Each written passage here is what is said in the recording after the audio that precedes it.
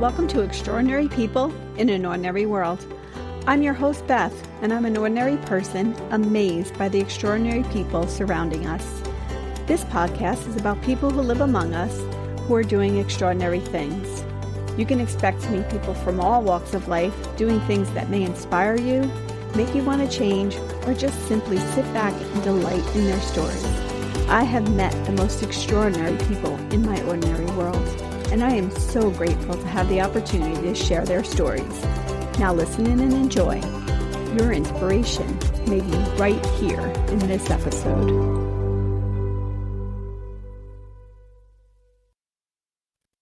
Welcome to December's episode of Extraordinary People in an Ordinary World. This episode will be a little bit different than what you're typically used to hearing. We're going to make it a little bit shorter since it is the busy schedule of December. And we're going to talk to somebody who had an extraordinary person in her life. Part of the reason I started this podcast is because I met so many people that I really thought their story should be out there. And they either passed away or the stories get partially forgotten. So this story is very well remembered by the person I'm interviewing today. And that person is my first guest, Doris Monroe's daughter, Connie. So I'm going to introduce you to her, and we'll get started with today's briefer episode. Good afternoon, Connie. How are you? Hello. Thank you for having me. This is so much fun. I'm glad to be here. How are you doing today? I'm doing great. I'm so excited to have you, not only because you're my cousin and, that always makes things great, but your story is great also. So me and Connie grew up more like sisters than we did cousins. Yep. So we know a lot of our stories and a lot of the things that have happened to us. And the story always resonated with me because I love Christmas. I have a great love of Christmas because of my mom and my dad. They made it a special holiday always. Yes, they did. And Connie has a story because of her childhood that she'll talk to you about. My cousin also has a book. And I don't think that story is in your book, is it, Connie? Actually, it is. Oh, okay. And you know what? Now that we're talking about it, I should have actually looked in the book before the call, but I can't remember which chapter it is. Okay. But it really, I do know what chapter it is. The chapter is called Expect Miracles. Okay. And so this was like a Christmas miracle. So that's why I put that in that chapter. And the name of your book? It's Holding On to Joy Through Abandonment and Divorce. And you could find that on Amazon if somebody wanted to pick that up? Yep. Okay. Pick it up on Amazon, either on Kindle or paperback. Okay. So because we're going to focus on this story today, of your childhood, if you could just give a brief history of, how you grew up, what happened, and then what brought you to this particular story involving Christmas. Sure. So, the title pretty much, says it all. So, I wrote the book really to inspire people to, chase after their dreams, no matter what happens, right? Like we all have difficulties in our life to overcome. And I just figured I would write about the span of my life, life lessons I learned and, what to do to hold on to your dreams and to, just pursue no matter what. And, by chapter 4 or 5, I found I was only writing about those life lessons, from when my father abandoned me as a child or from what I learned about going through divorce. And so it's 12 chapters, and each chapter is advice on how to hold on to joy. Okay. And it's interesting because when I was 9, my father left the family, as you know, remember Uncle Ed. Mm-hmm. He had a very bad drinking problem. And honestly, the last 3 or 4 years that he was with us, he had sobered up. He became like this great member of the church and great member of the community. And everybody was in awe that he could have changed his life around and become like this really good father and husband and everything. And then one day he just fell off the bandwagon. The story about that is also in the book, but it's like one day he just, fell off the bandwagon and that was it. And so, when he left, my mom struggled because he was very much a man of he's the breadwinner and, you shouldn't work, you're raising the children. So my mom really was a stay-at-home mom.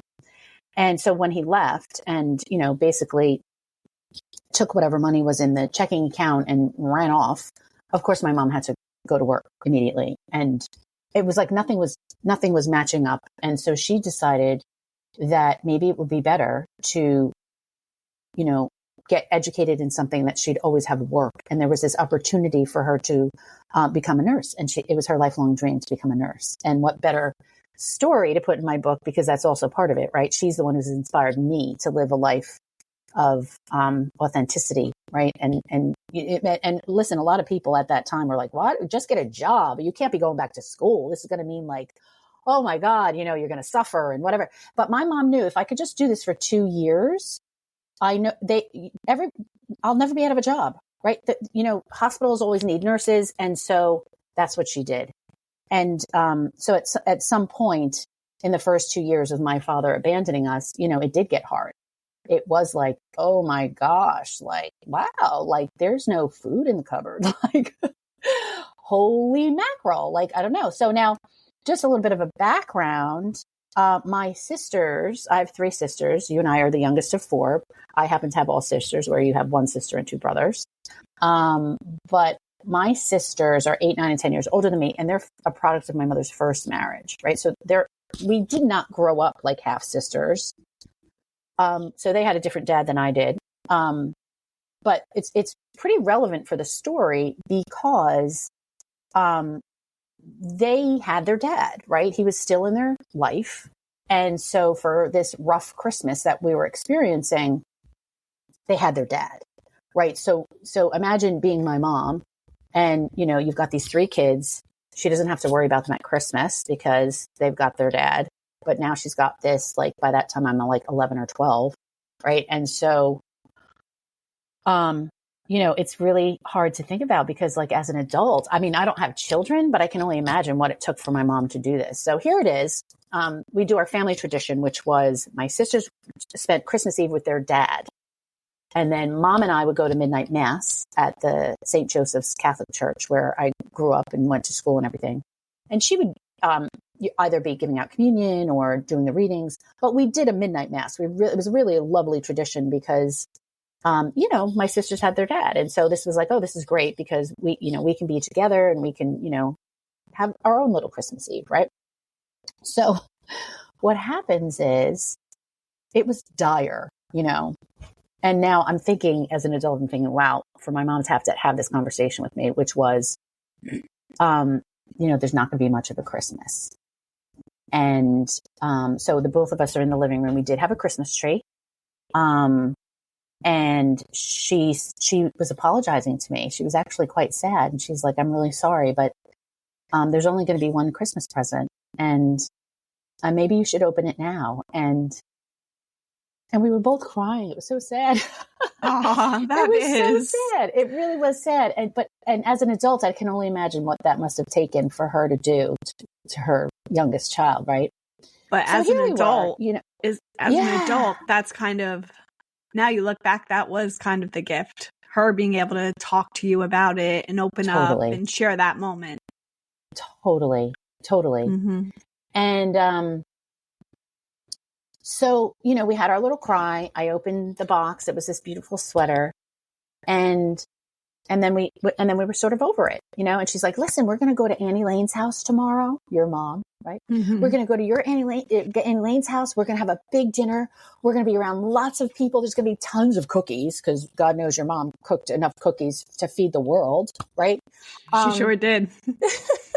So we were just looking forward to going to the Brown's house. That's what we were looking forward to. We're like, we are so grateful. We are so fortunate. Like, we have a Christmas tree. I have one present. And then we get to go to this loving environment tomorrow where we're not going to be lonely and we're going to have plenty of food. Where there was like very little food in the house, right? So with that, there comes a knock on the door. And we're like looking at each other. And we're like, in 1 hour, we've got church to go to. And we're like, it's like 9:00 at night, right? We're like, who is it? We open the door and there's this woman there. It's standing there in full habit. She's a nun, Sister Elizabeth. She's standing there with a big box in her hand. We're like, are you okay? She's like, I need to bring this stuff into the house. I'm looking at mom. Mom's looking at me. What's going on? Then this guy, George, comes up the stair with another box. It's overflowing with food. It's overflowing. Then George goes and gets another box, by the way, right? It's overflowing with wrapped Christmas presents. Wow. And just imagine my like 11, 12-year-old little brain going like, boom, Christmas miracle. Like, wow. And at that time we had my nephew who grew up, Aaron, he and I grew up like siblings, but he was only 10 years younger than I was. So at that time they were living with us. So my sister with her young son, Grandma Longstaff was living with us, right? So we had a full house. There was more than one present for every member of our household. Wow. And the food sustained us for, I don't know. As a young kid, I really can't remember, but it felt like it sustained us for the rest of for 4 months or 5 months. And, we just couldn't believe it. And, my sisters knew what was going on, and they were all also looking forward to going to Annie Lane and Uncle Donald's house, But when they came in that night, they were like, what happened? Where did all this stuff come from? And so we got to tell them the story, and it really was like a Christmas miracle. And in the chapter that I have this in my book, Expect Miracles, it is true. Like, we have to keep looking forward, and we have to expect miracles. We really have to expect miracles. I feel very grateful for the way I grew up, regardless of what my father did or, what poverty we might have experienced, because it really taught me a lot about life. It taught me to believe in something bigger than myself. And it taught me to trust that at the end of the day, God's got me. Right. God has me. Right. And I don't know anything about your listener base. I would invite people who, maybe don't have such a belief to at least believe in something bigger than themselves. Right. If lots of people these days refer to the universe or whatever, I can assure you that I've reconnected with the Bible in the last several years, and it's in there. It is in there. Right. Well, you and I both share a strong faith, so we relate in that way. But like you said, other people may think of it as somebody else or something else, or the source or the universe, whatever they call it. But there is definitely something bigger than yourself. There definitely is. That was a little Christmas miracle. Yeah. And, Christmas in itself is a miracle. I didn't share the other part of it. So here, the whole thing happens. It's crazy. This part of it. Elizabeth and George. I'm sorry. Elizabeth and George were our little extraordinary people. Yeah. Yeah. Elizabeth and George.